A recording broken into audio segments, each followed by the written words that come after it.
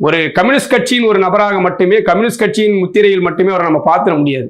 ஏன்னா நீங்க வந்து உழுபவனுக்கு நிலம் சொந்தம் என்று கம்யூனிஸ்ட் கட்சிகள் அறிவித்த போது அதற்காக மிக தீவிரமாக தமிழ்நாட்டில் இயங்கிய ஒரு மிகச்சிறந்த பொதுவுடைமை போராளி வந்து ஐயா நல்லக்கண்ணு. அதற்காகத்தான் அவர் வந்து 7 ஆண்டு காலம் வந்து சிறைப்படுத்தப்பட்டார். கம்யூனிஸ்ட் கட்சி தடை செய்யப்பட்டு அதனுடைய முக்கிய தலைவர்கள் எல்லாம் கைது செய்யப்பட்ட போது ஐயா நல்லக்கண்ணு அவர்களும் கைது செய்யப்பட்டு 7 ஆண்டுகள் சிறையில் அடைக்கப்பட்டார். அவர் இறக்கும் வரை மீச வச்சுக்கிட்டதே இல்லை. அதுக்கு ஏன்னு கேட்டேன், அதுக்கு ஒரு காரணம் இருக்கு.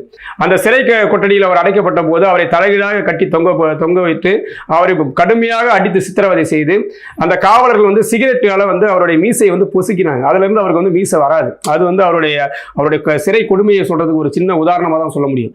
அப்படி அவருடைய வாழ்நாள் முழுக்க அடக்குமுறை, இந்த அராஜக போக்குக்கு எதிராக, ஏகாதிபத்தியத்துக்கு எதிராகவும், ஜாதிய பிரச்சனைகளுக்கு எதிராகவும், கூலி தொழிலாளிகளின் போராட்டத்தை ஊதிய மீட்புக்காகவும் அவருடைய வாழ்க்கையை அர்ப்பணித்துக் கொண்ட ஒரு மிகப்பெரிய மக்கள் போராளி தான் அவர்ன்றதுல நம்ம எந்த சந்தேகம் கிடையாது.